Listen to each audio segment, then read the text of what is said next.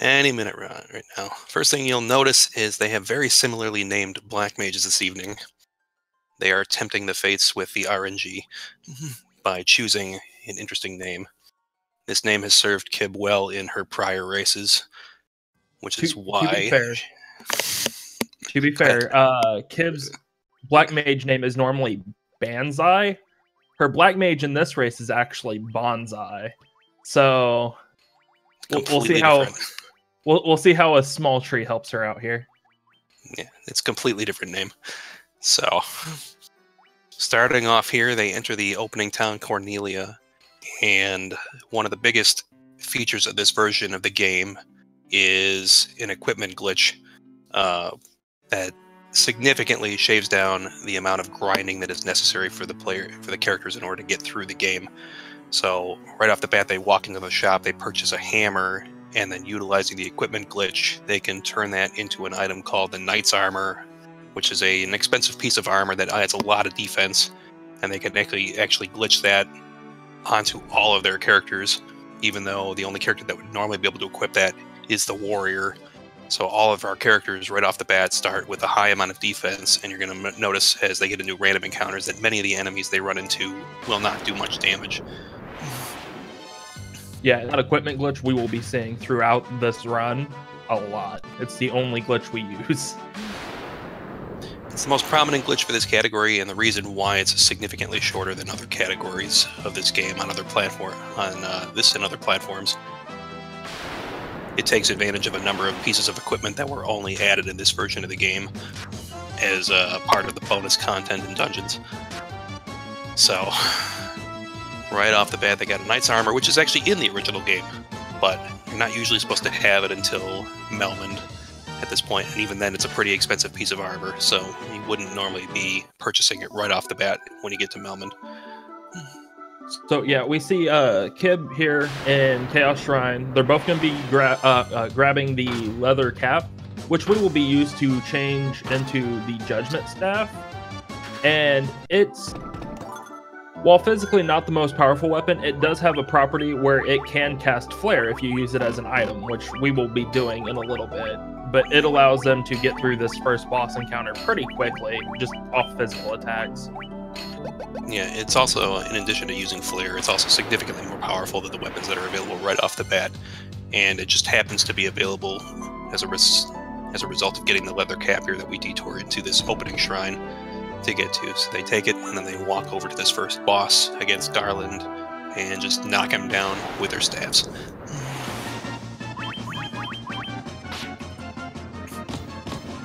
Pretty easy fight. No need to fight anything on the way over, so their characters go from level 1 to 2 right off the bat from that fight. Each time their characters level, they have it. At certain level points, they will gain expected stats, and it's possible for stats that aren't guaranteed to get a level up to randomly have a chance to also level up at the same time. Roughly a 25% chance. So over the course of the run, we're going to try to be getting enough levels to get our characters to have a certain amount of experience by the Ice Cave and the Citadel, primarily to buy spells. And then also they will be trying to get as much HP as possible. They're hoping to get as many HP rolls as possible on each of the level ups to try to get the Thief and the Black Mage's HP totals to a place where it's safe for the final boss of the game. So after they rescue the princess, they go back here to Cornelia and return with her to the castle, and the king rewards us by building a bridge here. This is one of the few cutscenes that's actually completely unskippable in this version. Yeah, and we've got like 5 more of those coming up too, so get ready for that. So looking at the overall standings in the tournament, we got in this group Kibetha sitting 2-0 with a win against the other 2 members of the group so far. Shinbreaker and Lenifis, and then Shin and Leno are both sitting at 1 and 2. So basically, if Kib is able to win this evening, Kib will be advancing to the bracket stage. And for Shinbreaker, a loss here is going to put him in danger of getting eliminated from this early part of the tournament. Yeah, definitely. And Kib is a major contender in this tournament. So far, she has the fastest time for this tournament. Looks like Shin's having a few stream issues, but He's told us he's local recording in case there's any issues. So after they go into this cutscene, it's about stepping on the bridge. We find out we're the heroes of destiny, but we don't actually find that out because we're going to skip that cutscene and just move on. Cross the bridge, and we got Shin's getting a bunch of wolves over here. Early on, wolves are probably one of the least desirable encounters you want to get early on, as they have fairly high agility for these enemies, making them more likely to attack earlier than our characters, and they can be somewhat difficult to run from as well. So the large goal of this is trying to avoid as many slowdowns as possible from enemies. Yeah, and definitely big ones for that. Yeah, definitely. And one of the things that you'll notice that runners will be trying to do is they'll try to stay off the forest tiles as much as possible. Forest tiles have higher encounter rate. Marshes have a lower encounter rate. So we try to stick on marshes if we can, otherwise off the forest tiles. Here we see Kib using the Judgment Staff, and we can see the power of it right off the bat. I mean, if we didn't have that, it would be 3 rounds of combat to individually smack each of the pirates. But we can just use the Judgment Staff with any of our characters to basically instantly end that fight. Yeah, and Kib not getting a leather shield there. So she may have to buy that. We'll see what she does here. Garland, one of the changes in this version and the GBA version of the game is enemies can drop items, which is not a feature that you find in the original NES version or the PlayStation version of the game. The pirates can drop a leather shield, which is an item we can use to glitch another attack, another combat magic item called the Mage's Staff, which casts Fire. It does less damage than the Judgment Staff when used in combat, but it has a shorter animation, so against enemies that are vulnerable to fire, it's probably the preferred method for killing them off quickly. Kib here is... So if she doesn't get the drop, she goes into the equipment shop and she picks it up there, and then she can move on. And as soon as she does, we have the ship that we've obtained from the pirates. Kib has gone right onto the ship and immediately gotten one of the worst encounters there, which is Saha getting big eyes right off the bat. Again, these enemies have fairly high agility, so they have a high chance to attack and get their attacks in before our characters can act, as well as the Big Eyes has a paralyzed attack, and paralyzed can deny one of our characters the opportunity to act in a combat round. So Kib's getting another group here, so that's slowing her down a bit. Shin, meanwhile, is getting a preemptive attack. Getting a preemptive means that he has a free opportunity to run, and your first opportunity to run will be guaranteed to succeed. Yeah, one thing you'll notice about this game, RNG does factor in quite a bit, so a race can go either way really quickly depending on what RNG seed they get. And there's no way to manipulate that in this game. So Shin is pulled slightly ahead. Here we see Kib ducking into the town. Looks like she's going to pick up some golden needles for safety. Shinbreaker opted to skip this, but he's probably going to pick it up on one of the return trips past Elfheim. It's honestly up to the runners when they want to come and grab the needles, so long as they grab them before during their last trip to Elfheim. They won't need them until, at the earliest, the Earth Cave. Yeah, wouldn't say last trip, because last trip would be shopping at Elfheim for magic.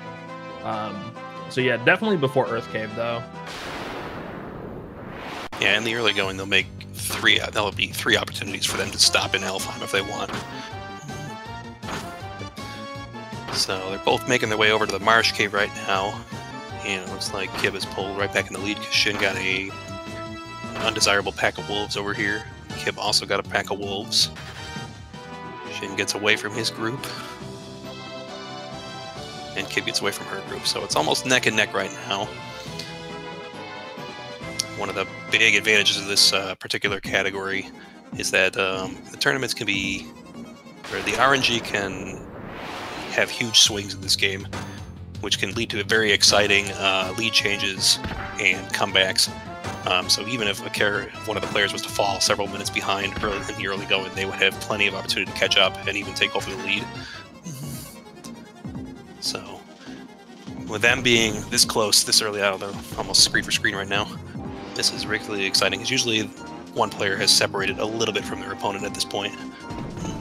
Yeah, and realistically, one of the things we hope for is no encounters, especially in Marsh Cave. It just makes the entire cave nice, since it is a smaller cave. And it just helps us get to this fight a lot quicker. That was a little dangerous for Shin. He walks into this fight without healing. But he gets his Judgment Staff off. Well, I wouldn't say that's too bad, considering the fact that that will help him out a little bit later, since he will have more EXP on his mages. It's generally recommended to heal before this fight, especially in a race situation, because the Pisco Demons have a good chance to attack earlier than your characters, and if any number of them can spawn from 2 to 4, and if 4 of them spawn and they all attack, they could have easily wiped his party right there. So, one of the things you'll notice is Shin didn't heal up his warrior and his thief all the way. So from here until Ice Cave, you really won't see those two healed up. You'll see the mages healed up. But the reason being is we need them to die close after Lich. And the reason for that is we just need extra experience on our mages to get them spells later on. So they were in the Marsh Cave to pick up a key item that they need to advance the story, called the Crown, which is what the Pisco Demons were guarding. Once they have it, there's nothing else left for them to do in the Marsh Cave other than to walk right back out the way they came in. So, with the Crown in tow, in hand, they're just going to move on to the Western Keep and confront Astos. So, along this stretch, they don't have any gear at this point to try to help them run from encounters. And the only way for them to get any additional help with running is to level up and hope that they get agility levels or agility points from during their level ups. Yeah, Shin is lagging a little bit, but he's still going. Yeah, both of our runners have had a couple of drops here and there, but Shin, we know at least, does have a local recording going on just in case anything is questioned. But they're still very, very close at this point. Kib with a maybe 10 to 15 second lead right now. There's a little dialogue here, and then we get into the combat with Astos. Astos has 420 HP in this fight, so to set up a one-round kill, we try to have the melee characters, the warrior and the thief, attack with their judgment staffs, and we have the black mage and white mage use the judgment staff as an item. Now, what we saw on both screens is Astos opened with his death attack, which killed one character of each of theirs. It's a little worse for Kib in this case because it killed her black mage, which is more damage in this fight with using the judgment staff.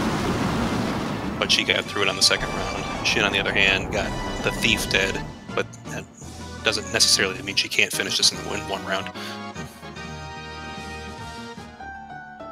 So still very, very close. This is what we like to see. We like to see close races right here.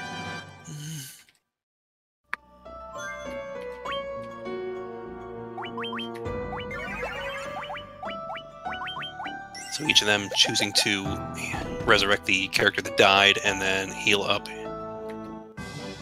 In Kib's case, she's healing up the black mage, and in Shin's case, he's healing up the thief.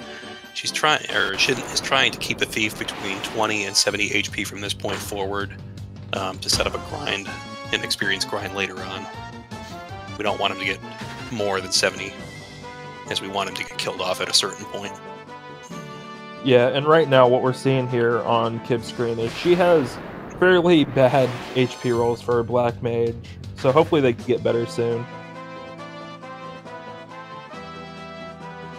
Well, I mean, in her favor, I mean, her black mage died, so her black mage missed out on a couple levels from Astos, because Astos is worth a lot of experience in the early going. That's true. Her thief does have decent HP, though. So hopefully that'll be one less thing we'll have to do for the final fight. We see Shin grabbing gold needles now. Now both players have needles. At this point, Kib has a slight lead as she's got to board the ship and then make her way up to Matoya's cave. So essentially what we're doing now, it's a long drawn out fetch quest that if you were playing the game, it would tell you a little bit about it, but we skip a lot of that. So right now, after Cornelia, typically the casual player would go up to Matoya's cave and learn about what's going on there, and it sends you on this quest. We skipped all that. We're going to Matoya's cave now, which is a cutscene that we can't skip. But we ended up grabbing the crystal eye from Astos to give back to Matoya, and she will give us the Jolt tonic that we will be taking back to Elfheim. And there are 2 fetch quests in this game. Both are necessary. So Kib here is in the cutscene with Matoya. Shin just entering there. Both of the racers are hoping that these broom NPCs that are wandering around don't block their exit from the room, because that can lose them a significant amount of time.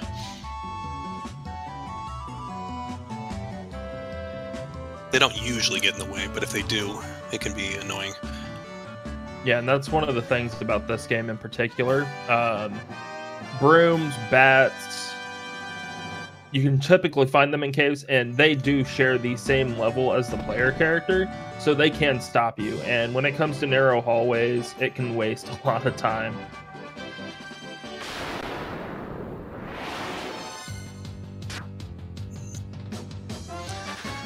So yeah, broom blocking is a thing. I had a PB in this game that had me blocked for 20 seconds straight in that cave, which is the worst I've ever been blocked in there. I've been bat blocked a lot, so... Bat blocks are much more common because bats are much more prevalent throughout many of the caves. Yeah. Kib is once again getting an undesirable encounter here, this time Shark Sahagin. She's opting to just smack them with the Judgment Staffs, and that lets Shin take over the lead. So, one thing to notice here, while they are using the Judgment Staff a lot, that will become less prevalent as time goes on. They will opt for other items, more than likely. I don't know what exact route Shin is using, but they will opt for other items which have less animation, but can still kill things in one turn. So they're both here now, grabbing the Mystic Key now that they had the Jolt tonic to wake up the Elf Prince. He rewards us with the key, and then we instantly leave the castle here at Elfheim and then re-enter it, as with the Mystic Key we can open a treasure room in the back that was previously locked, and inside is another item that we want to obtain to perform another equipment glitch. In this case, we're going to be changing out the knight's armors on each of our character for another item called Thief's Armlet. This was not in the original game. This was an item that was added as part of the GBA's bonus content, which is also in this version. And it offers more defense, more evasive ability, and 5 points of agility for each piece that you equip on your characters. Utilizing the glitch, we're going to put 3 copies on each of our characters. We could put 4 on, including the shield slot, but unfortunately, if you get into combat and your character happens to block with an item that does not have a blocking animation equipped on your shield slot, it risks a hard lock of the game. So for the early portion of the run, you're not going to see any characters put any equipment on the shield slot. Yeah, and here we see them going back to Castle Cornelia. Reason being is we need an item called Nitro Powder, because not that we've been able to see it so far, but we're actually locked in this little bit of land here. We can't go outside of it, and we have to. So we need Nitro Powder to blow up a canal. We see Kib grabbing Mithril Knife as well, and we may see Shin grab it, and that's to change into an item later. And yeah, Shin's grabbing it. But we're essentially going to blow up a piece of land north of Astos' castle, and that'll allow us access to the rest of the game world. So once again, hanging very close to each other. This is actually probably the closest I've seen in terms of the opening between 2 players so far in any race in the tournament so far. Kib getting an unfortunate ambush by Buccaneers, Shin getting one by Tarantulas. So each of these enemies gets one free attack, and then Shin's able to input his commands after that. Additionally, since his characters got poisoned, they suffer damage at the end of a combat round, which wastes a little time when playing the animation showing how much health they lost. So you'll, for the most part, see them heal poison whenever they get it, as they don't want to risk getting an animation at the end of a combat round. So we're still getting pretty even RNG at this point.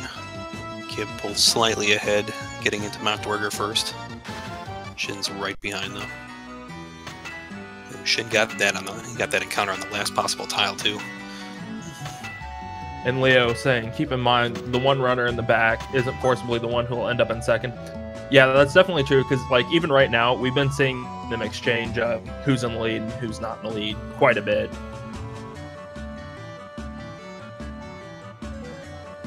I mean, even if Shinbreaker or Kib were 2 minutes behind the other, it still would mean nothing at this stage of the race. Oh yeah, definitely. I don't believe it becomes an issue all the way up until Sunken Shrine. Correct me if I'm wrong on that one. I mean, anything can happen. Anything can happen, but I mean, I would say up till and including Lich, it's not really meaningful. But there's still plenty of opportunity for the players to make up time over the course of the back half of the run. So someone in chat is asking, I've never really watched this speedrun vanilla. I tuned into a lot of the NES rando. What are some differences between the original and this? The PSP version has the Game Boy Advance exclusive dungeons, has a PSP exclusive dungeon, which we actually pick up a lot of our items from through the glitch that we use, the equipment glitch. But other than that, everything's pretty much in the same spot, just increased graphics. So there's additional items that were added and a lot of conveniences. A lot of the conveniences you might see in an NES rando, like how they run faster, were kind of pioneered by the dash function in this. How there's a memory cursor, there's bulk purchasing in this version. So many convenience options that were added in the rando are present here in a more natural form. Among the more prominent changes, though, there's some additional equipment that was added from the bonus content, and that will be featured with the equipment glitch, which is only in this version of the game. And then one other major change is that the spell charge system of the game was replaced in this version with an MP system, which is more common in later FF games.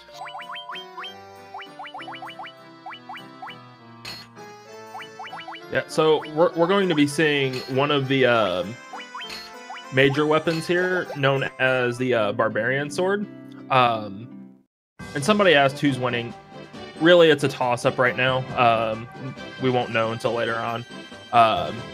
But they are equipping the Barbarian Sword on their two melee fighters, and this thing's about 2.5 to 3 times more powerful than the Excalibur from the original version, simply because it gives stat boosts along with its damage rolls.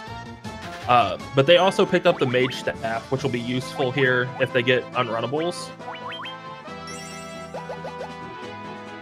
Shin's Warrior was a little low, so he opted to heal it. They're only seconds apart at this point. But Mage's Staff, when you use it as an item, it casts Fura, or is it Furaga? I'm not sure which. But it's Fura. Okay, but it's like 4 seconds faster than Judgment Staff, and just using that saves quite a bit of time. Okay, Shin getting a little back block there. Shin on the second floor, so we stop. So after we've done all the fetch quests in the early game, we can actually get to the first of the four main dungeons, the Cavern of Earth. This one is actually 5 floors deep, but on this first trip through, they're only going to be able to reach the first 3. Shin's going to take a safety save here, as this is probably the first point of the run where where the party risks wiping if they get unlucky. Yeah, there is an encounter in here that if you get ambushed by it, it's another feature. Go ahead, Chris. it's if you get ambushed by it, it can one turn petrify everybody, and it's just a pure wipe. There's nothing you can do about it. Gold needles will not help that. Shin's getting Piscademon encounter here, which is the same enemies as we were fighting in Marsh Cave. They are an unrunnable encounter here, so if he runs them, it's basically a time loss, as he's got to take care of them.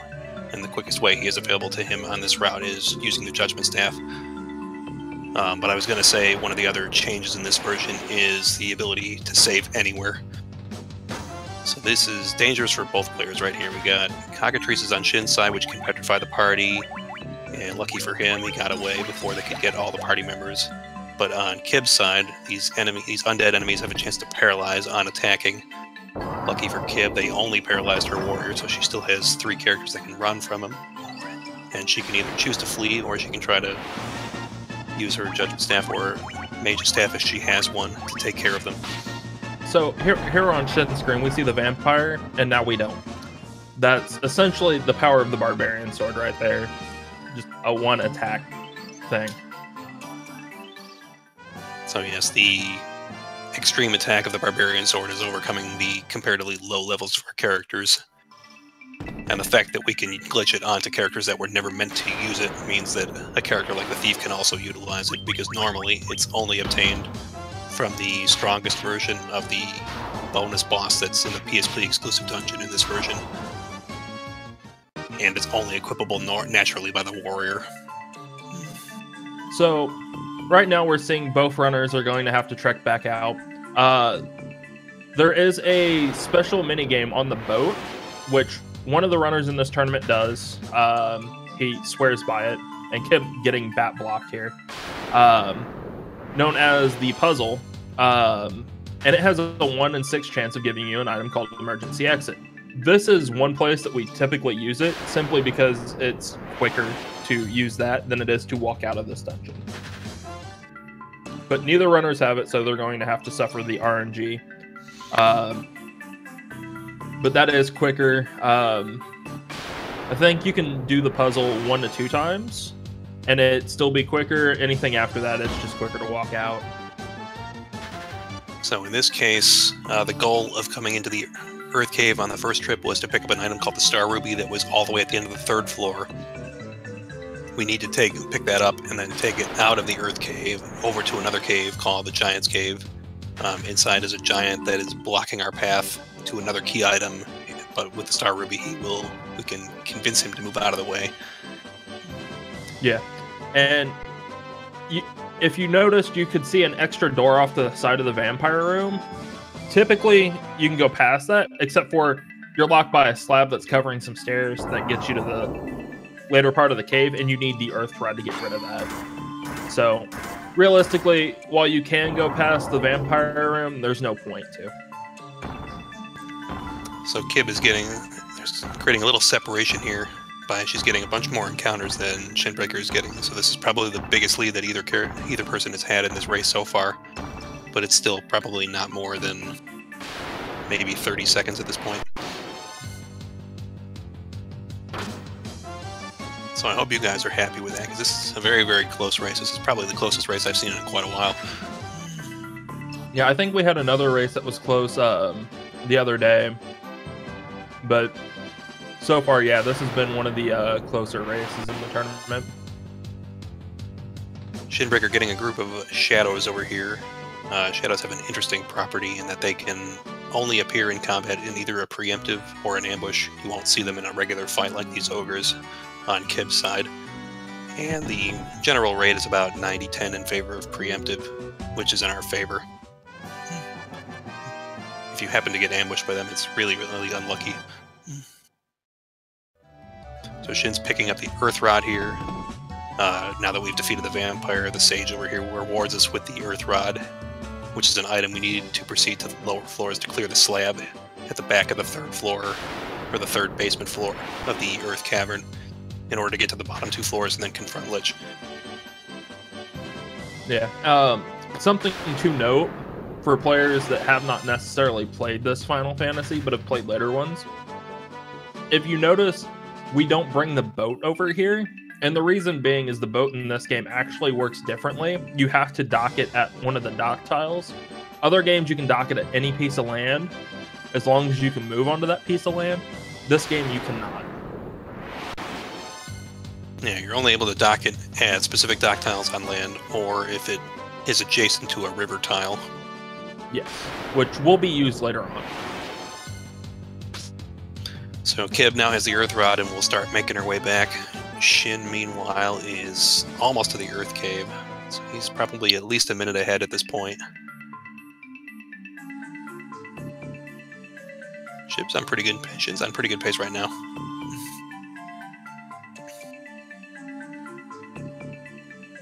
I believe that's also true in FF2, is that you don't... oops, Shin took a wrong turn.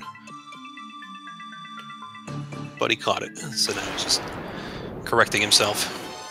In FF2, that's what Leo said is true in the chat. In FF2, you can actually use the boat and dock anywhere, but in the early going, the boat trips are on rails, so you don't have the opportunity to steer or disembark it where you want to.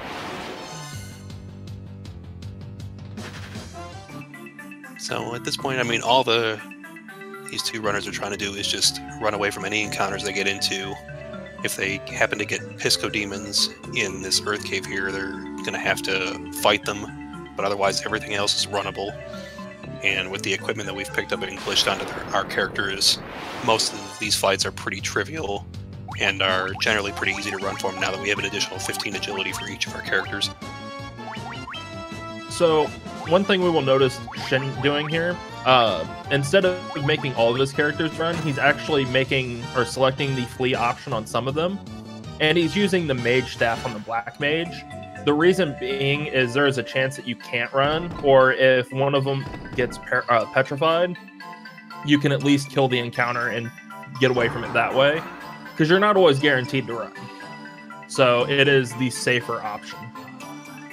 Yeah, the cockatrices are a runnable encounter, but it can be dangerous if you fail to run from them, as then each of them has a chance to attack and hit your characters, and they can petrify on hit.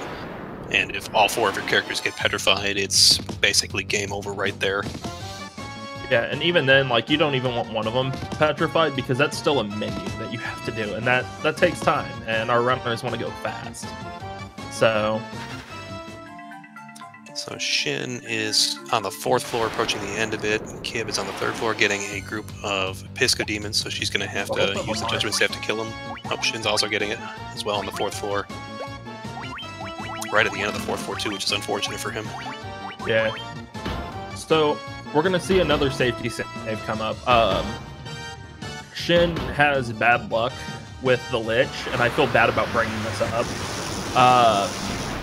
Lich has an ability called Blizzara, and occasionally Lich can go first. Blizzara, we don't have a lot of magic defense. It one-shots our characters.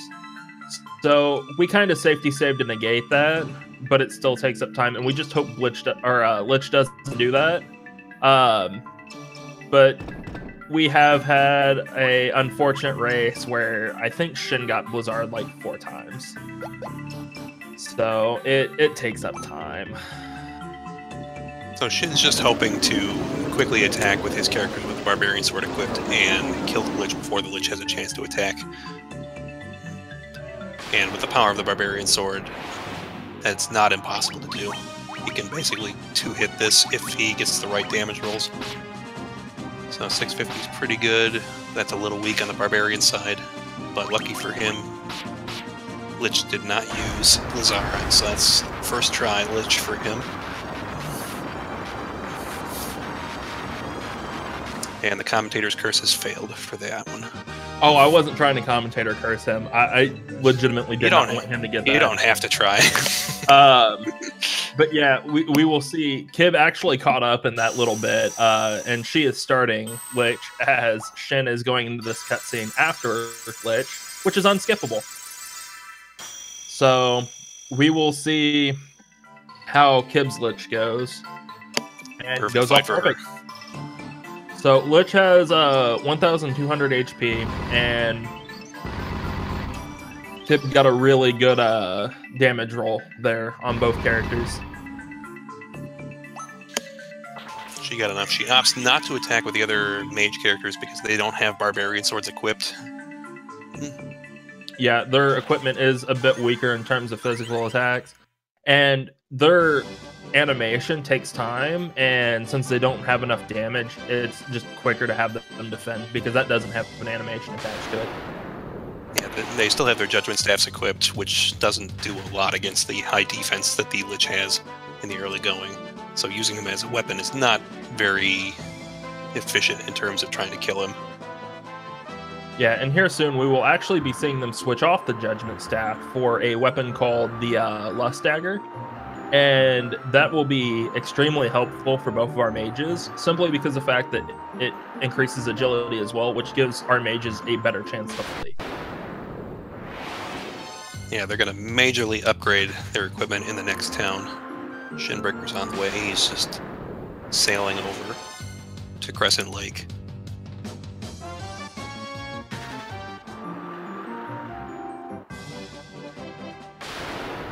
And Kib's getting in the boat now and making her way over as well. Shin's docked, and he's just going to walk his way over now. It's a bit of a long walk just because of that's the closest dock there. Yeah, and unfortunately, they're forced to go through these forest tiles as well. So Shin actually getting a decent encounter cycle there. Hopefully it continues. Yeah, Shin's making pretty good time here.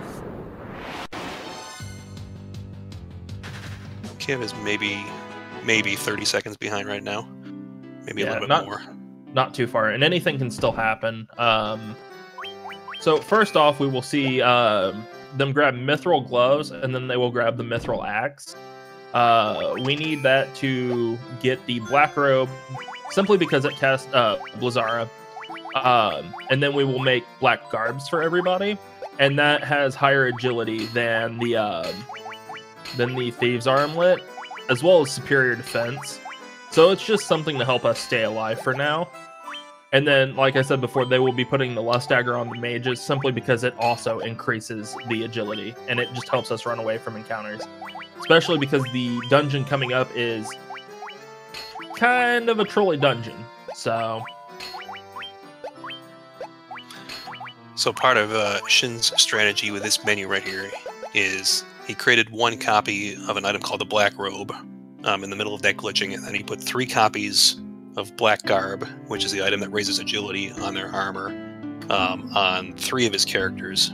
We don't put it on the 4th character because the equipment glitch only works in a certain manner, and it's time-consuming to put it on the 4th character, the warrior. So he could if he wanted to, but it's probably costs more time than it's worth to take to create the menu for that. Meanwhile, Kib is doing the same thing here.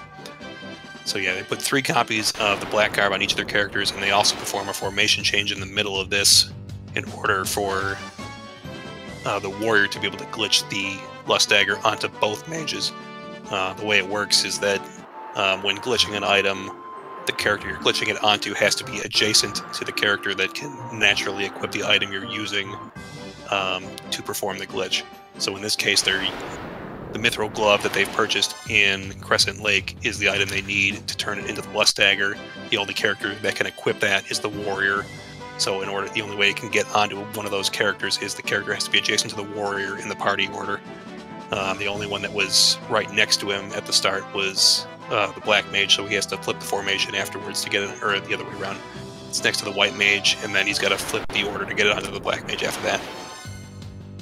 So what we've seen there, both runners went to the Circle of Sages to get a canoe. Casually, you're supposed to take the canoe, go to Mount Golg, and clear out Mount Golg from the Fiend Marilith, or Carrie if you're an NES version watcher / player. We don't do that. It's not really necessary for right now. We opt to instead go to the Ice Cavern. What we do here is we actually start experience boosting, and we kind of want our warrior and thief to die here. Just make it quicker for our mages to get level ups. We want at least level 18 on the mages, plus an extra encounter, which we will be getting right before the floater or levistone. And that's simply so we have enough experience points. That way we can get Teleport and Hilara for our black and white mage. And we will be doing that after a class change, which somebody did ask if we were class changing. We are class changing. And class change is necessary for this route in order for them to pick up certain spells, which will save them time. Kib took a safety save, so did Shin. Shin's been getting a lot of Pisco demons, which also feature prominently in this dungeon, and so this is at least his third group that I've seen with Pisco demons. They both took a safety save because this can be a very dangerous place in spite of the equipment that we have equipped. So, one of the other things is we now have the Black Robe, the Mage's Staff, and both of those actually cast spells as well, but we still use the Judgment Staff on the Pisco Demon encounters, simply because the other two don't do enough damage. Well, Pisco Demons are actually resistant to fire and ice damage. They are not resistant. They're not resistant to thunder, but we don't have any thunder-based attacks this early on. Ooh, Kib getting the unfortunate Dark Wizard ambush. That is a GG there. She will be restarting and reloading her save, while Shin is getting another unrunnable encounter here. Yeah, that's a unfortunate result for Kib. An ambush with Dark Wizards pretty much almost always results in a wipe, because they have a very powerful Faraga attack, which does more damage than most of our characters have at this point unless they're fully healed. Though the only character that might be able to survive it is the Warrior, but we're intentionally keeping the Warrior at low health to facilitate the grind coming up. Kib getting another group here of Pisco Demons. Shinbreaker is definitely having the better luck of this cave so far. The only way to progress through the ice cave, as there's not stairs on every floor here, the only way is to drop down through a number of cracked ice tiles. Might be a little hard to see on stream, but they look a little different than most of the regular tiles they're walking on, and stepping on one will drop them a level or two below, which is how they navigate the ice cave here. So Shin is now setting up for the Evil Eye grind here. So he will be healing up his mages so that they're out of the danger range of Thundara, and then he's gonna take a safety save, and then step onto the tile in front of the Levistone, which forces an encounter with Evil Eye. So every time he steps on this tile, it forces an encounter, and he's just going to use the defend command, another bonus of this version that is only in this version. And the Thundara first turn, that is amazing look right there. That's exactly what he wanted. So, one thing is the Evil Eye, not really too strong, especially with our equipment that we have. They give a lot of experience, so that's kind of why we're gonna grind off them. They get a lot of experience and the experience of party members is split between those that are standing at the end of combat. So every time you kill an Evil Eye, he awards 3225 experience, and then split among however many party members there. If there's only two there, they basically get twice as much experience as if all four party members were standing. So Shin started this grind at level 13, and he's going to take it to, I believe, level 18. This usually takes about one fight for each of the levels from like 13 to 16, and maybe 2 fights each from 16 to 18. So anywhere from 7 to 9 fights, depending on how many enemies you've been forced to kill up to this point in the run. In the original NES version, the original Japanese NES version, this is not an Evil Eye, this is a Beholder, which is another famous D&D enemy, many of which of the enemies in this game are based upon, but apparently it was an IP trademark or issue or something, so they changed it to an Evil Eye in the NES version and all subsequent remakes. So somebody had asked if we're grinding the Eye for Cap and Proring. No, we're actually grinding for Hilara and Teleport. When Teleport we use to backtrack in a dungeon. Hilara, useful for just regular healing up, and we need it for the last boss. Shin looks like he over-leveled a little bit, but that's not usually a big deal. It just means he spent more time fighting than he needed to. Kib, meanwhile, is starting the grind over here. So, once again, her warrior and thief are relatively low, so that if Evil Eye uses Thundara, it will finish them off in one go. He chose not to use Thundara on the first run. He used one of his gaze attacks, which did some damage. So, that lost her a little time, but not any significant amount of time. So, after we get to level 19 as well, you will actually see them heal up a little bit more. Neither one of them will be resurrecting the warrior, simply because the warrior will actually get better HP as time goes on, and we're wanting around 220 to 270 minimum, depending on the character, and that's just for survival's sake.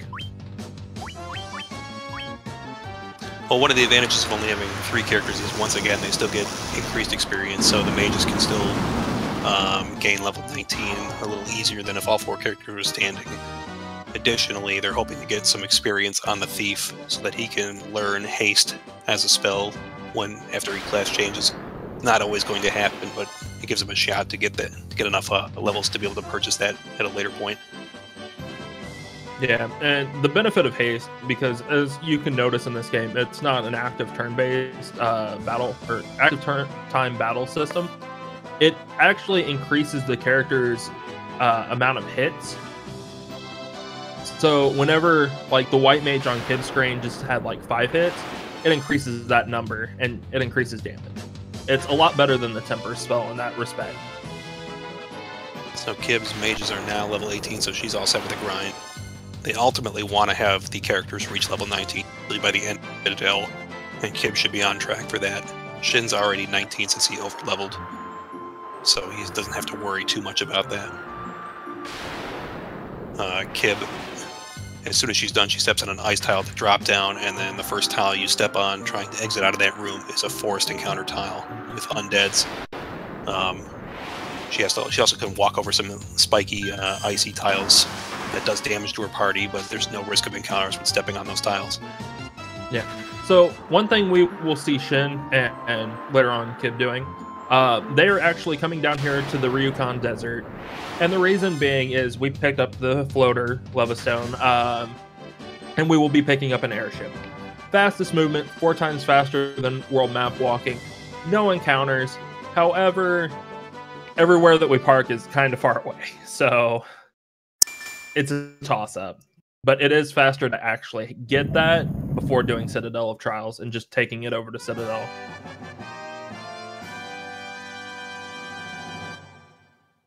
So Shin with a pretty good time on the airship so far. Kib is almost back to her boat, and then her next objective is just to sail south, and she'll end up in the same location. Shin, meanwhile, is going to make his way over to Citadel here. And we'll see if he takes a safety save or not. He opts to take one, just in case of a sandworm ambush, which can wipe the party. It's pretty rare, but it has been known to happen in races.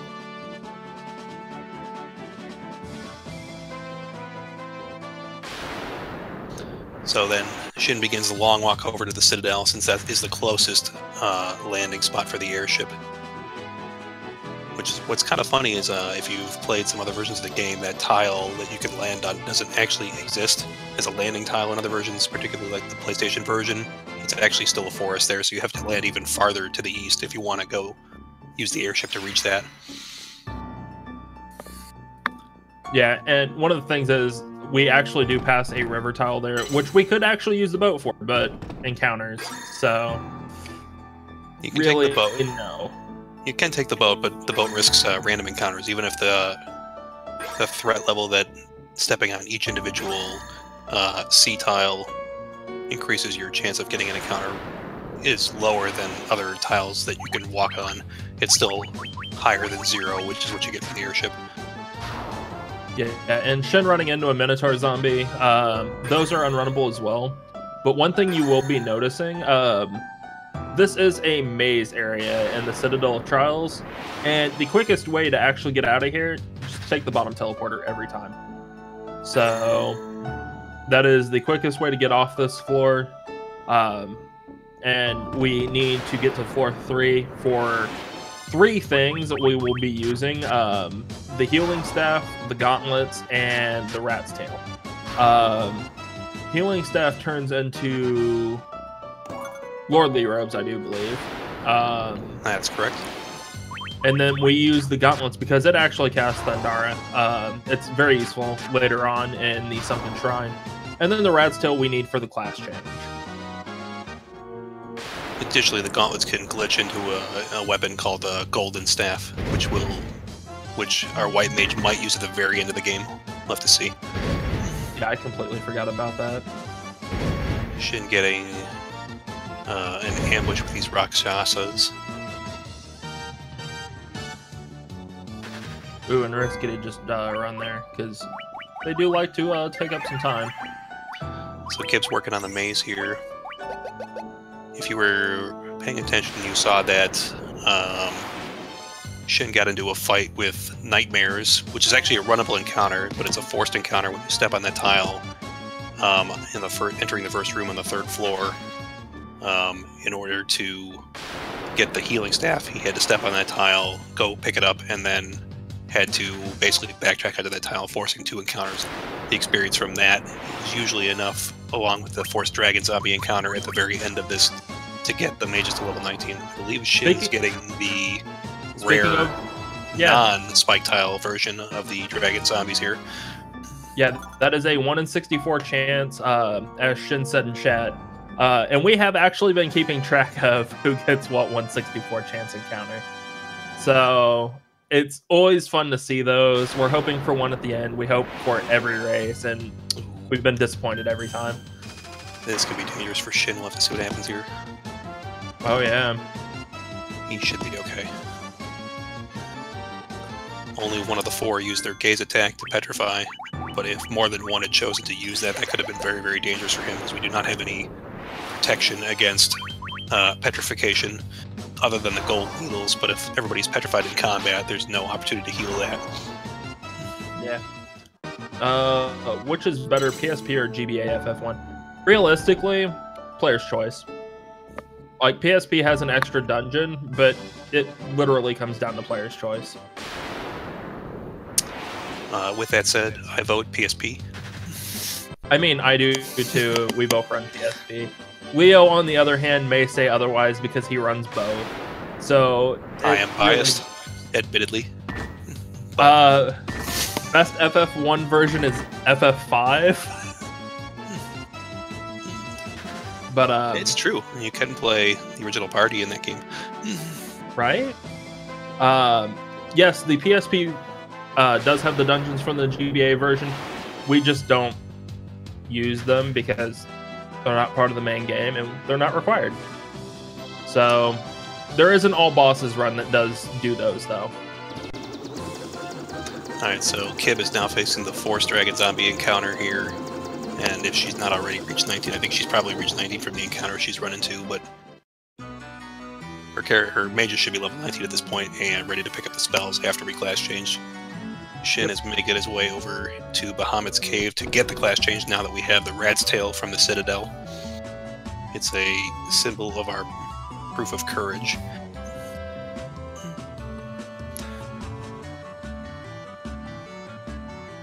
So, from where Shin's at now, when Kibetha gets there, we may see a little bit of route divergence, simply because of the fact that runners like to do things in different order.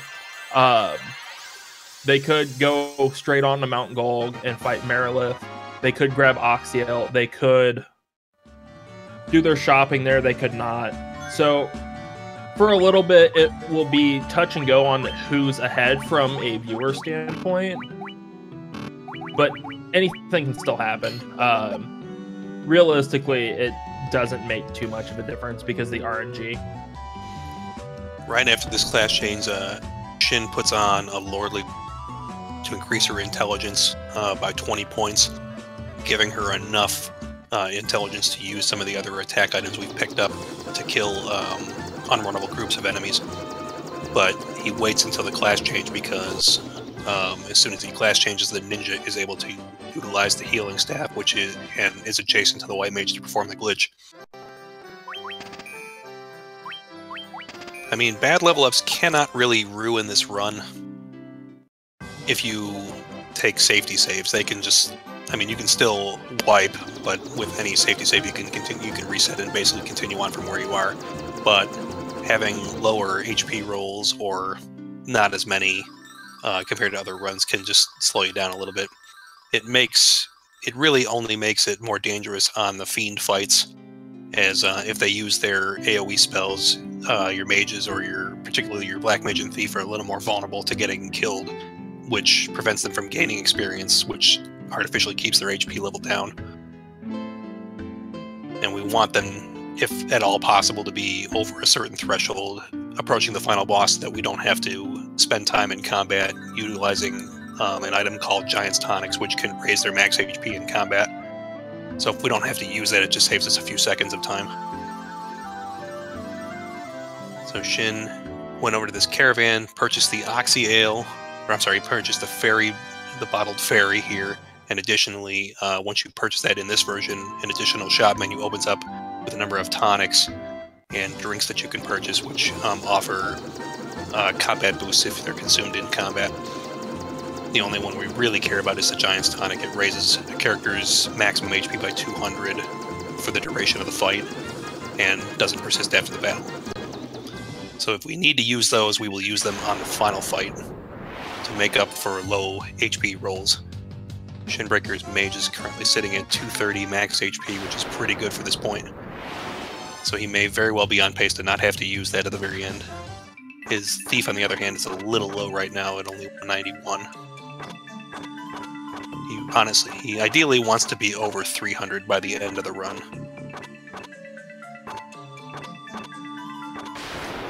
So once you have the bottle fairy, you head over here to Gaia and release the bottle fairy. The fairy flies to this little spring in the back of the town and rewards you with Oxyale, a key item we need to proceed to the Sunken Shrine a little later on. We don't immediately go there after that. We detour first to purchasing some spells. Actually, we detour first to Mount Gulg because it's nearby, and then we spend some time purchasing some spells for our characters in Melmond and Elfheim, and then we make our way over there. So Shin is going through Mount Gulg right here, and is stepping on the lava tiles here. If you're not aware, in this version of the game, stepping on the lava tiles will take 1 damage for each tile you step on, but there's no risk of an encounter by stepping on each of the tiles. So it is preferred to step on as many as possible to lower the encounter chances. Kib is, I think, a few floors behind right now. Still a very close race. Kib reaches the bottom floor. Shinbreaker reaches the bottom floor. Kib is running into an ogre mage, which may or may not be runnable. It's a very unusual enemy formation in this game. It could be an ogre mage hellhound group, or it might be an ogre mage and ogre chief formation. There's no way for her to know, since the other half of the formation didn't spawn. If it happens to be an ogre mage hellhound, it's actually unrunnable. But there's also no feedback if she tries to run from the game. I mean, if you try to run from this, there's no message in combat that will tell you you cannot run. You will just see your characters attempt to keep trying to run, and they won't be able to do so. Kib over here is getting hellhounds, which, again, might also be unrunnable. Have to see. No, they're runnable. One thing to notice, they did heal up while on a normal tile. Reason being is if you get an ambush, typically if you don't heal up, you have a total of 4 HP between all your characters. And that's kind of bad. So they healed up, they revived their warrior, and they just go on. So yeah, Kibs, I mean, if that had been one of the actual dangerous Ogre Mage Hellhound groups where the Ogre Mages didn't appear, it would have been actually an unrunnable encounter. But it's a bit of a rare formation. It's not easy to tell if the Ogre Mages don't show and the other ones do. If she happened to get into like a preemptive or an ambush, she would know instantly that it was not a runnable encounter, or that it was a runnable encounter, because you won't get preemptives on unrunnable encounters. So I do want to say here real quick, Kib's HP rolls are actually fairly good. We're hoping that they improve a little bit. But what we will see here on Shin's screen is he's actually going to get haste, and we will be seeing if he gets haste on his thief as well. Now, his thief did get the level, but he skipped it. Yeah. So either he didn't realize it, or he doesn't care. I don't think he cares, especially after his last race. But we will be seeing him come back to Melmond, and we do have another Melmond stop later in the game, but he will be grabbing Hilara and Teleport, both of which are pretty useful.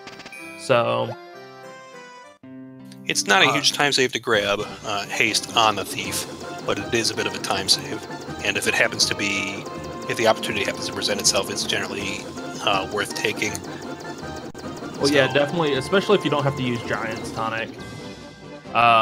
Which we're hoping that neither one of them do, but it'll be up to seeing if Kib grabs double haste as well, because that could put her in the lead if they're still close. So here, once again, we saw the power of the sword as both Shin and Kib were able to take down Merilith in only one round of combat. So on Shin's screen,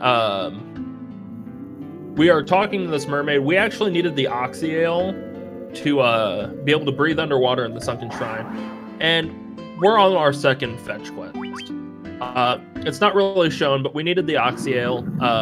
And we will be grabbing something called the Rosetta Stone, or Slab in the NES version, which we will be using to learn a language, which if we don't get, we can't continue on. But we will be seeing Shin actually head right in the Sunken Shrine, and that's just to go get the Rosetta Stone. So, poor Scythe, I have to ask, do you think Shin will be going for the 4th floor light axe strats? I think he will be. I think it's a rare opportunity for him, and it's a completely brand new strategy that has just emerged. Whether or not it actually saves time, there's no way to know. So it's probably he's just going to empirically test it, I think. It saves time if you do the menuing before the teleport. If you do it after, it does not save time. It actually costs time. We'll have to see what happens here. So typically what happens is when you get into the Sunken Shrine, you have two paths you can take. You can take a path to an upper floor where the Rosetta Stone resides, which is a key item you need to proceed to the dungeon after this one. And then going the other way, you can confront Kraken on the lower floors. There is a light axe item, which is something they need to glitch a piece of armor called the Survival Vest. But there's actually one going in each direction of this, and most have been picking it up as they head towards Kraken, rather than on the way to the ribbon here. But we recently discovered it's actually fewer steps to pick it up here, but the risk of it is that there's a higher encounter rate on the floor you can pick it up here versus going the other direction. So it's a bit of a toss-up whether it's actually a time save or not. So we'll see what Shinbreaker does here. Shin's going to go all the way up and utilize Warp for the first time on his mage after he ethers them up. He's also going to take a heal while he has the opportunity to use Hilara. He's going to haste or teleport here. Kib's only one floor behind him right now. Yeah, here goes Shin. He's going to go pick up the light axe on this side rather than waiting to pick it up later. So yeah, this is actually the first dungeon where we get to use the gauntlets and them be useful. We see that Kib and Shin have been using it for pretty much all the unrunnables that we've been getting, except for the ghosts. They're undead, they're weak against fire, so opting to use Mage's Staff. These water elementals are actually weak to Blizzard, but there's only 2 of them, and Blizzard has a chance to roll a little low on its damage at this point, or Blizzara, with the Black Robe item. So she opts to just use the Barbarian Sword to take them out instead. So Shin has picked up the Light Axe, and he's going to use that to glitch the Survival Vest here. This is another of the PSP exclusive bonus dungeon items that adds an additional 15 agility for each one that's equipped on their character. And once again, going to glitch multiple copies on their characters. Shin going with 2 Lordly Robes and 2 Survival Vests on his White Mage in order to give her enough even more intelligence and also agility, so that she can continue to use these item-based spells to kill large groups of enemies. So one of the benefits of actually getting the light axe early is not only does it give you higher agility, that way you can run, but it also, seeing as though Shin actually put an extra lordly robe on, higher damage rolls on those items as well. So it does help out.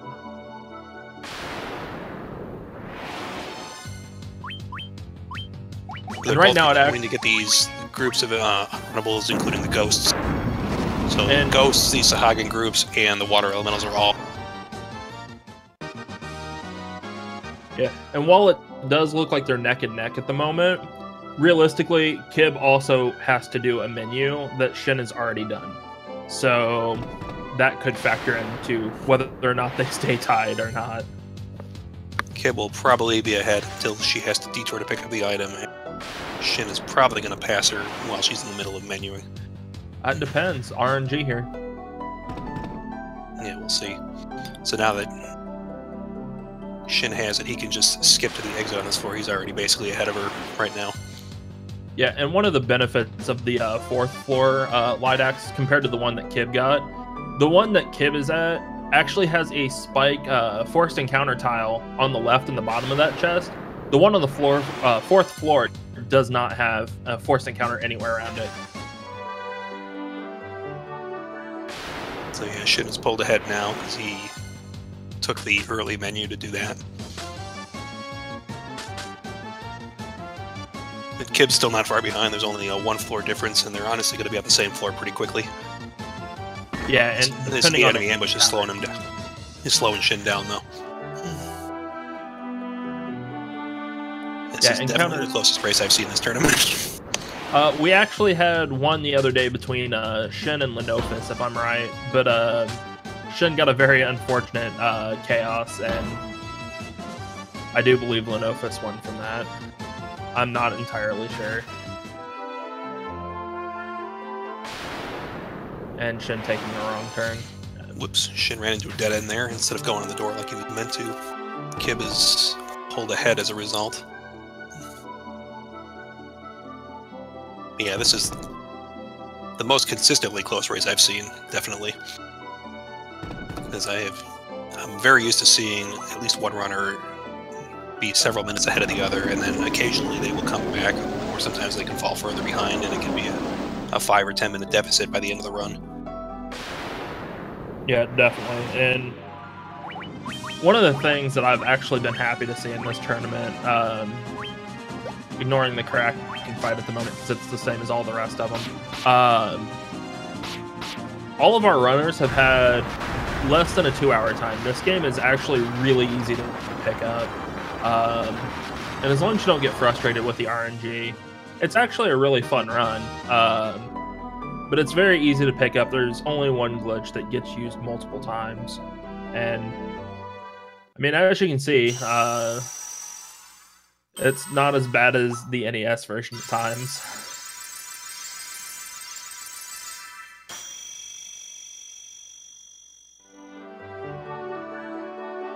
Yeah, we'll still be keeping an eye on their Thief and Black Mage characters, just to see if they require Giant's Tonics during the final fight or not.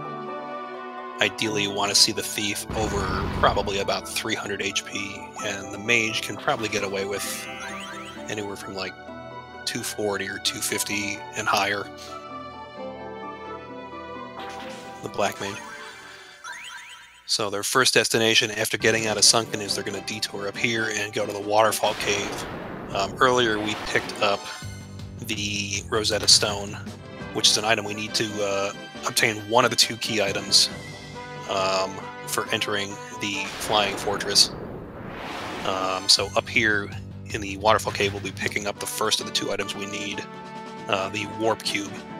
This is a 1-floor dungeon, windy corridors, bats blocking the corners, and a very high encounter rate with annoying enemies like nightmares that can slow us down.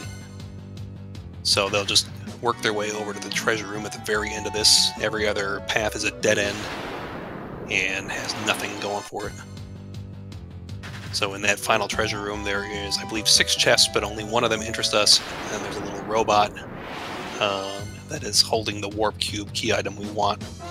So they'll talk to the robot, pick up the key item, they'll go into a chest here, which contains a ribbon, and then perform one of the unique glitches with the equipment glitch of this one.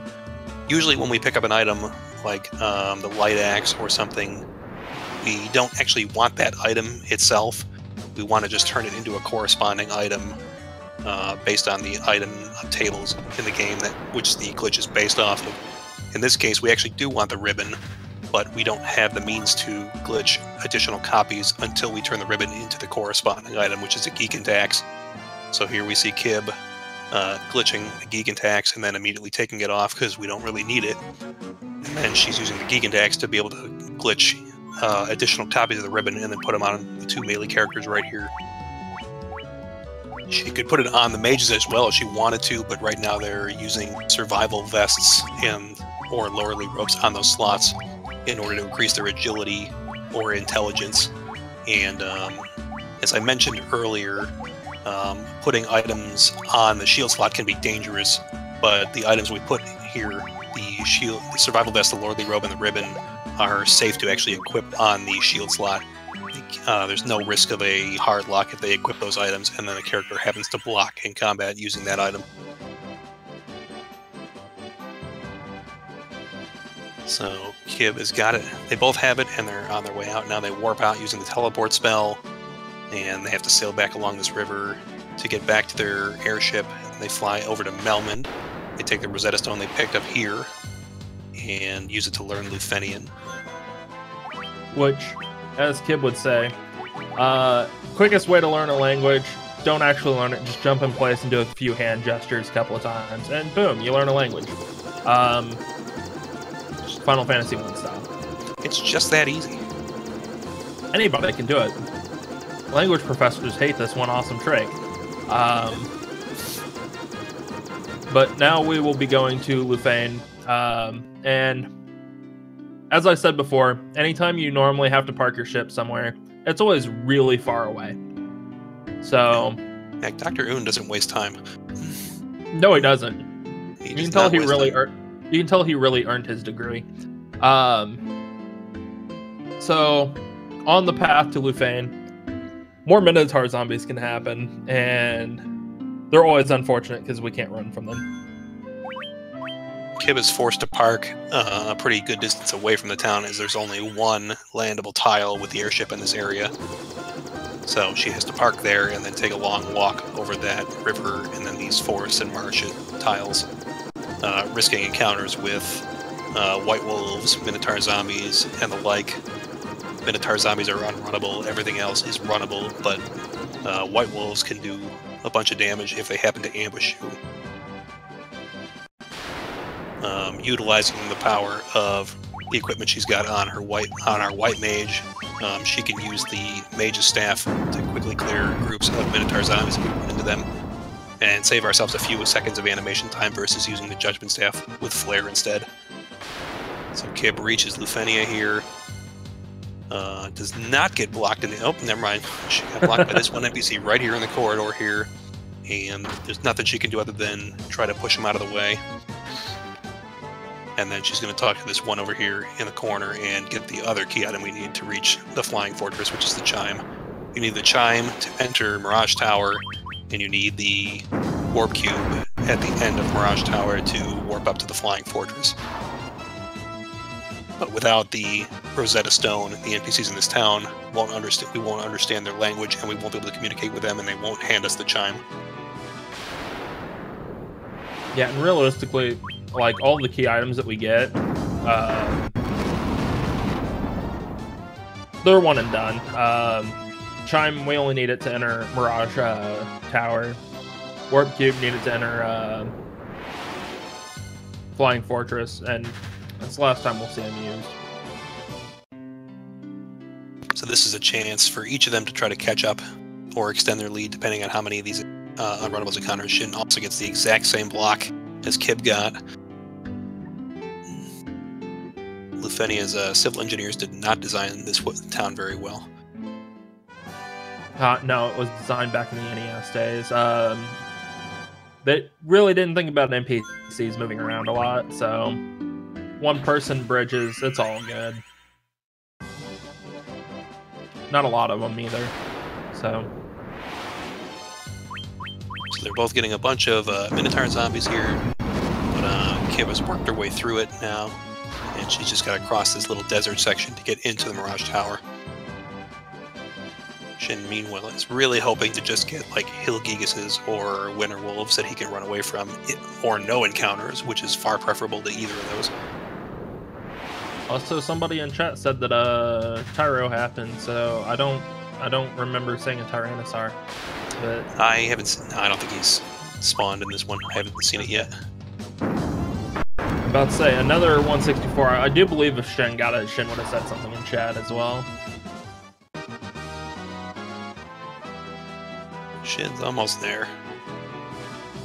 Shin is one of our runners that actually likes to interact with chat. Okay. That was an Allosaur. Yeah, I believe it's actually the T-Rex in the NES version is the one we're thinking of. But it's known as Tyrannosaur in this version. So Shin gets a free walk across the desert and is now entered Mirage Tower. There's 3 floors to the Mirage Tower. The second floor is the longest one by far. The only enemies we're particularly not hoping to see in this one are Chimeras if they ambush us like this, because they can use their blaze attack, which does a bunch of damage and has a really long cast time. But the only unrunnable enemy they can run into in here is a blue dragon. There's a forced encounter with the blue dragon on the 3rd floor that they'll have to kill in order to proceed. But if they happen to see a blue dragon before that, it's actually one of the rare 1 in 64 encounters. So I'll have to see. Here's another ambush for Shin. They're both getting slammed pretty good. The vampires there that Kib just ran into, they're not unrunnable. Yeah, we fought it earlier, but only if she gets one of them, it's unrunnable. But if she gets a group of them, they're runnable. The game's weird.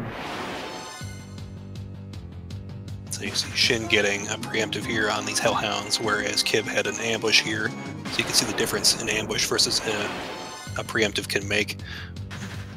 Here's the forced blue dragon encounter for Kib.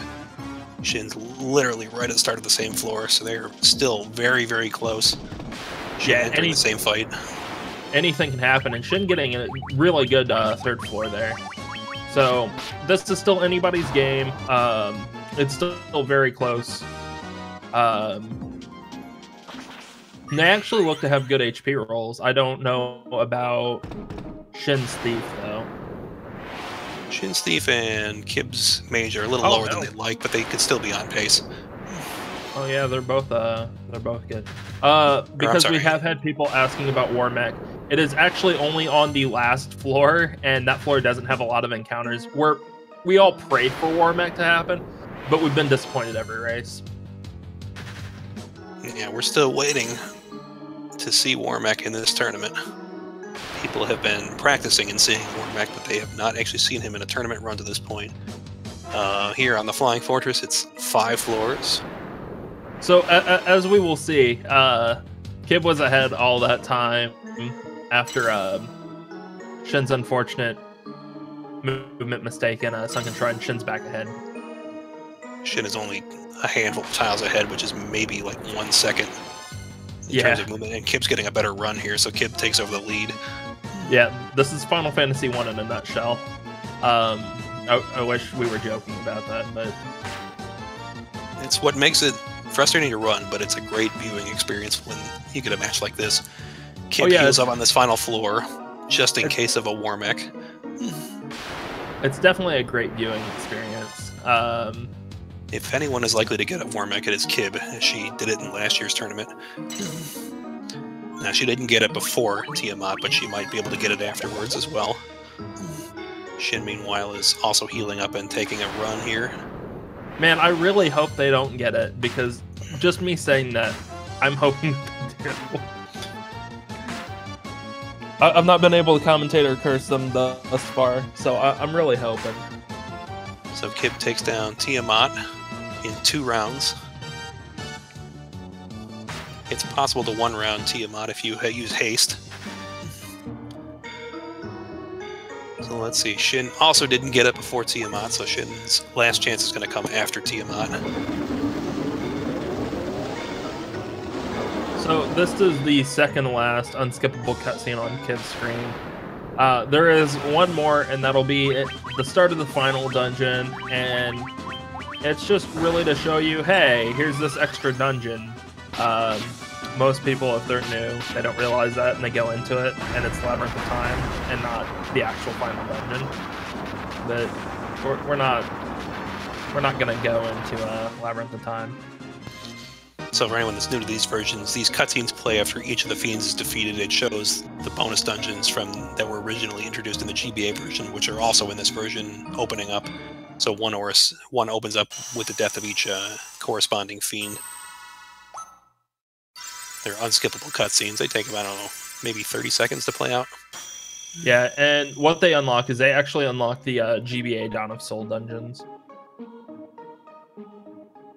So if anybody was curious if those were still in, yeah, they're still in. They're still in, but they're unfortunately not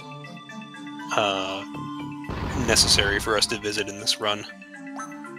Due to the design of the dungeons, there's not any way to teleport out or to go in and pick up any worthwhile equipment and then get out, short of wiping our party.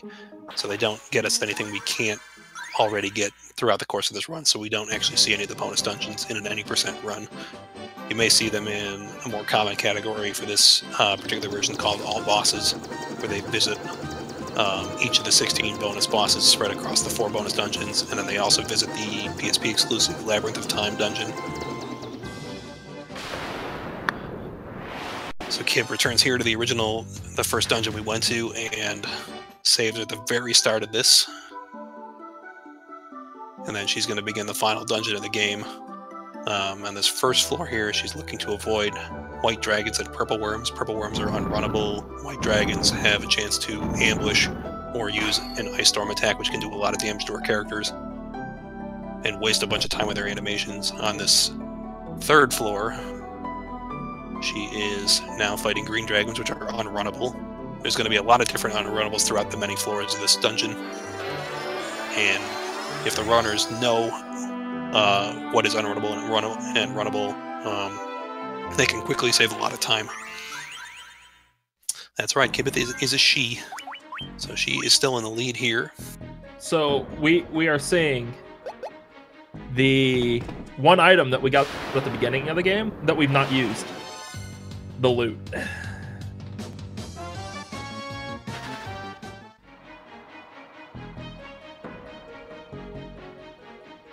So Kib went up and used the loot on that one, and now she's going to start making her way down. So she went up to the third floor, now she's making her way backwards to the second floor, the first floor, and then to the basement levels.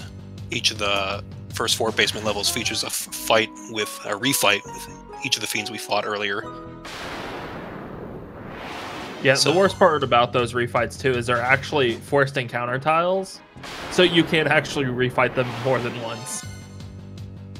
So yeah, Shin is trying to catch up, but he's like he's 2 floors back right now. And I'm gonna go ahead and say it because Leo's not saying it in chat. Man, it would be amazing if Shin would have had haste on his ninja, because then he could have caught up during the chaos fight. But it is what it is.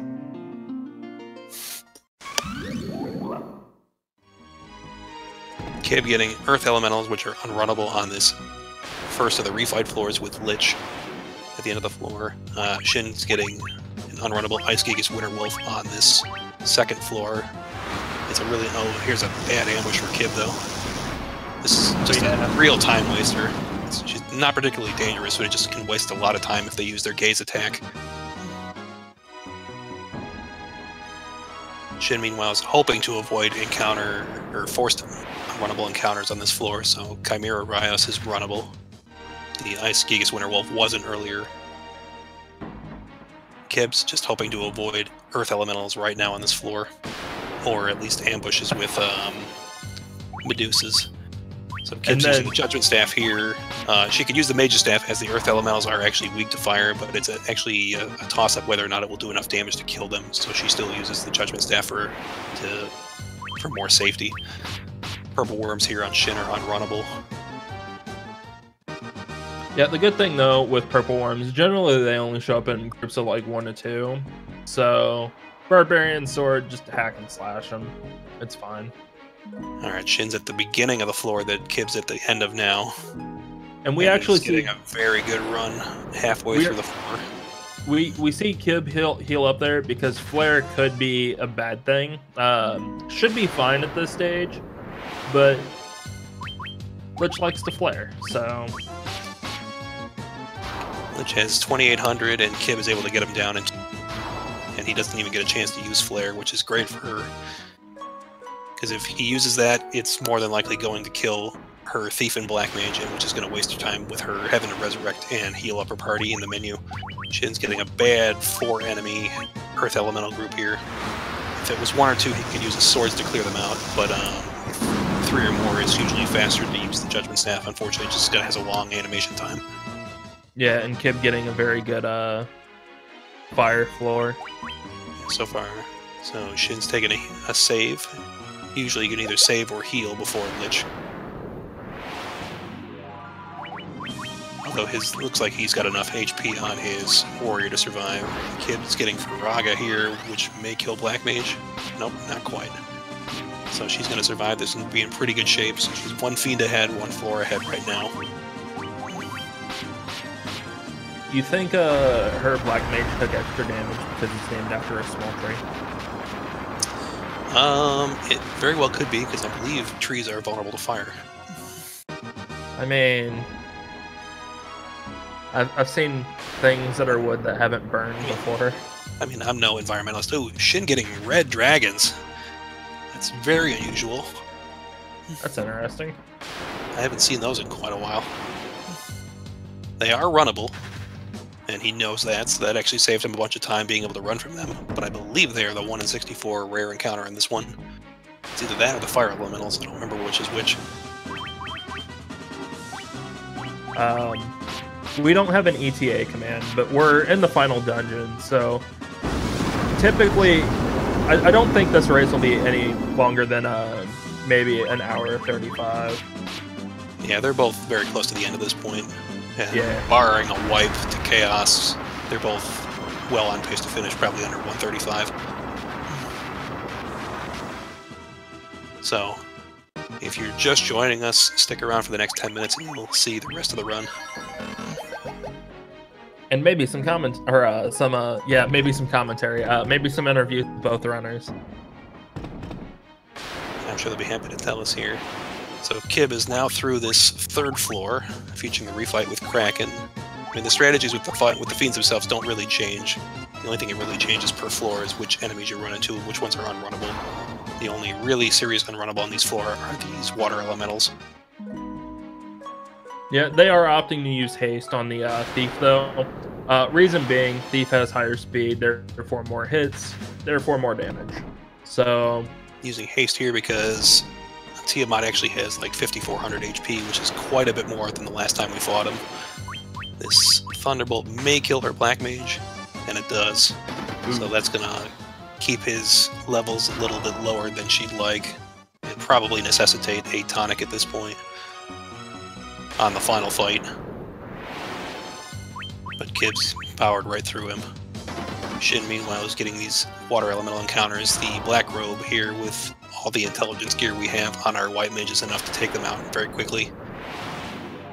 So yeah, we did see any Warmech. We might still see an Iron Golem on this 4th floor, although Kib has reached the end of it and didn't see it, and there's no encounters on this final floor, so Kib is all set and will be the first one to enter the Chaos fight. So she's going to resurrect her party, heal up, ether up, safety save, and then she's also going to do a couple of equipment setups before this final fight. Specifically, she's going to put a ribbon on the white mage to reduce elemental damage against her, and also a golden staff to raise her intelligence even further. Additionally, we take off one of her pieces of equipment and put a clothes back on so that it reduces her agility, so that she acts last in the combat order every round. This guarantees that after Chaos uses his damaging attacks, she has an opportunity to heal. And we don't want her going out of order on this final fight, because that could be very, very dangerous. One thing to say going into the Chaos fight, though, it's not necessarily guaranteed, especially with her Black Mage HP rolls. If the Black Mage does die, I do believe that'll be a reset, because the fact that she doesn't have anything else that will use haste. And we definitely need haste. So Kib is going to use 2 Giant's Tonics, because her Thief and Black Mage are a little lower than she'd like. So these are going to raise each of their max HPs by 200. Ooh, Tiamat's having some fun over on Shin's side, but he's not dead yet. That should be enough to kill. No, it's not enough to kill. Shin's in a little trouble here then, depending on what... Kib, I have to take a load. Looks like. Shin's hanging on here. Ooh. Oh. She's probably fine. That should probably kill. Oh, that was touch and go there, because last safety save was before Lich. Yeah, that's unusually dangerous. I haven't really seen anyone have that much trouble with TMI in a while. But I mean, if you fail to heal before him, he can be dangerous. Some kid is going to take another stab at this. So this race is still close. Still very close. If Kib happens to wipe unexpectedly on this, it's going to be almost tied at this point. And even animation times could significantly... Kib's getting blazed right off the bat, but she should have enough HP on her mage to survive that. And the most dangerous part of this fight by far is the opening round or two. Yeah, definitely. Until Heal heals up the HP, it is definitely really scary.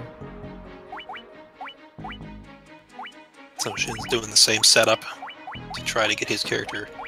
Now that Kib's characters are tonicked up, she's going to start using haste with her Black Mage to get her Warrior, Thief, and Black Mage hasted up. And using that in combat. Meanwhile, the White Mage is going to be on healing duty the rest of the fight. So after everybody's hasted up, it's at that point pretty much hold X to win for Kib. And then hope that Chaos doesn't land a large crit or something on the White Mage, because that's about the only thing that can really derail her at this point. Oh, opting to use the healing staff as well, just for that extra little bit of heal. Yeah, it's a strategy you can use. It's a little slower, but it's definitely safer if you're getting the skills Blaze Tsunami Cyclone like she has been getting. Yeah. So she's gotten her party back up to full health, so she should be in pretty good shape at this point. So that should be enough for her to hold on and win this one, but we'll have to see what happens.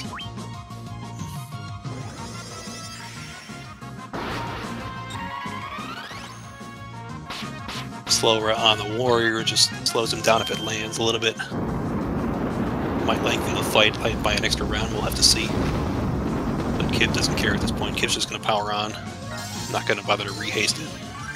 Cyclone is the longest animation that Chaos can use here. It's just a really, really long animation. So I do want to say, this could be the closest time that we've had in the tournament so far. This should definitely be the closest time.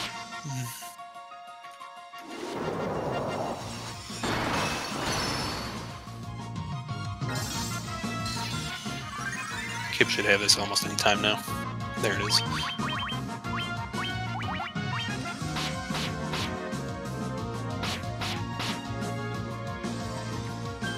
So Kib finishing with a time of 1:33.37 and an official SRL time of 1:33.39. Should be joining us shortly, hopefully for an interview. Yep. Shin, meanwhile, is working his way through this. He's only a couple combat rounds behind.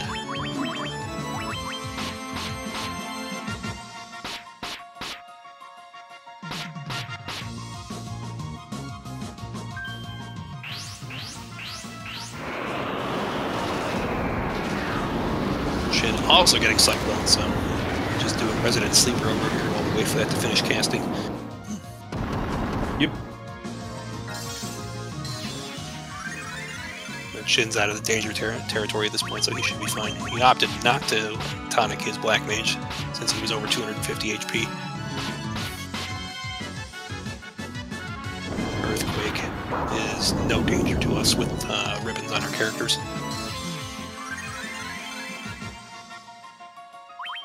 When Shin's back to full health, then he should be fine. Should be wrapping up any minute now. Yep. And there goes. Shin with a time of 1:34:57 and an official SRL time of 1:34:59. That is actually the closest time in the tournament so far. That is 1 minute and 20 seconds.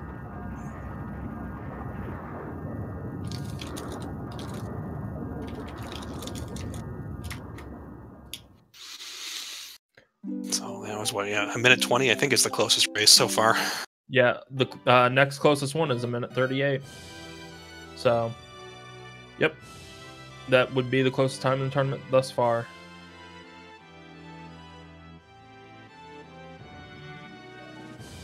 So, right now we're waiting for them to hop in for an interview. Definitely a very good race. That was back and forth. Well, it was definitely the closest, like, that I've seen two racers stay to each other throughout an entire race in a long time. Hi, guys. Congratulations. Thank you. I thought I was at least 5 minutes behind. This might surprise you to learn, Kid, but that was actually a surprisingly tight race throughout the entire race. Oh, wow. Yeah, you guys have the closest time in the tournament so far. 1 minute and 20 seconds apart. Nice. Hi, Shin. GG. GG.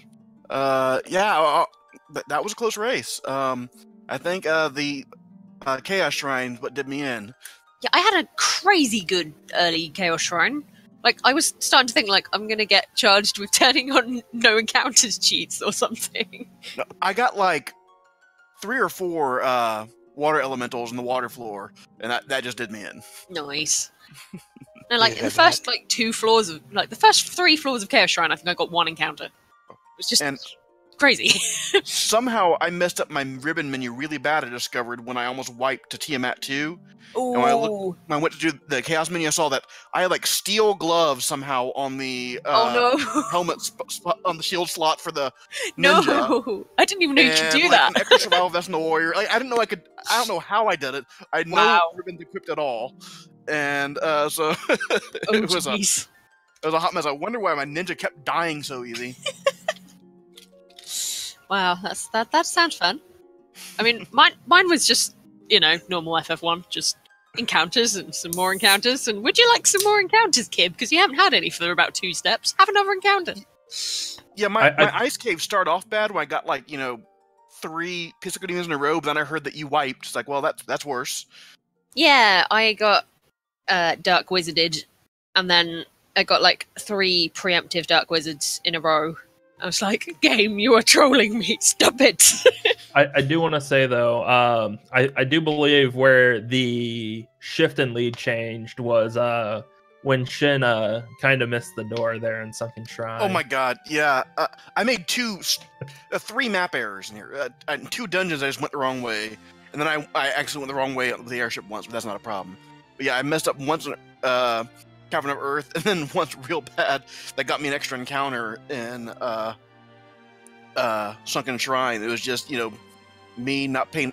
I shouldn't be paying too much attention to chat, really, is what goes on. And that's why I don't go in chat at all while I'm racing.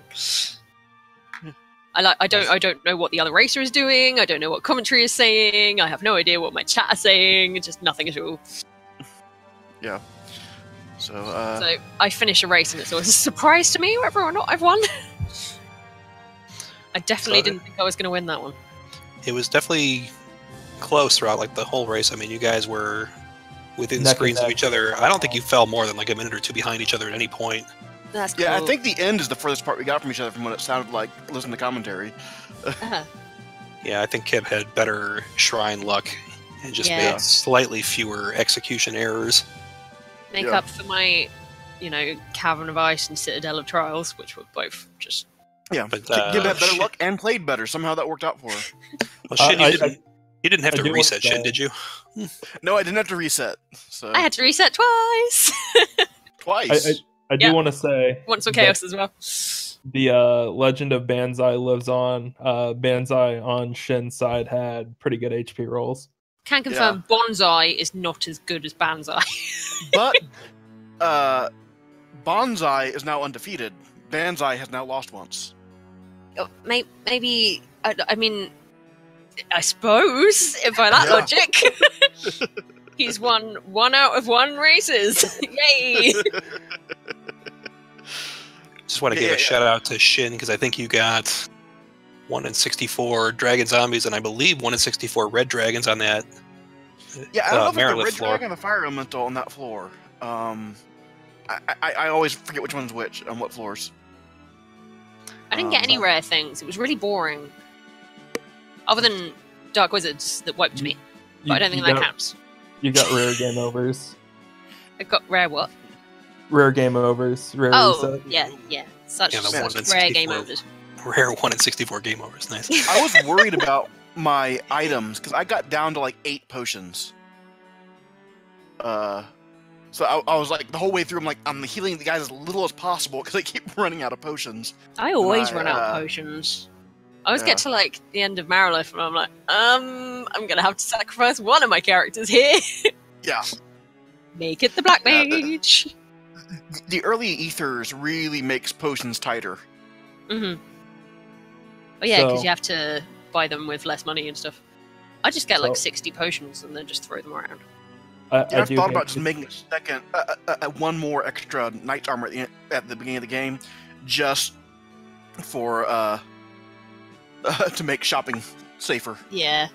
I do hate to cut everybody short. We do have Link to the Past Key Sanity starting in like 2 minutes. Oh, okay.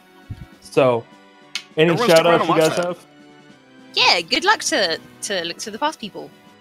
Yeah, good luck to them. And Kib, I think you are now guaranteed to move on. And depending on if you beat Leno and how badly he runs, that's going to determine what happens to us. I'm open to bribes. So, any more shout outs you guys have?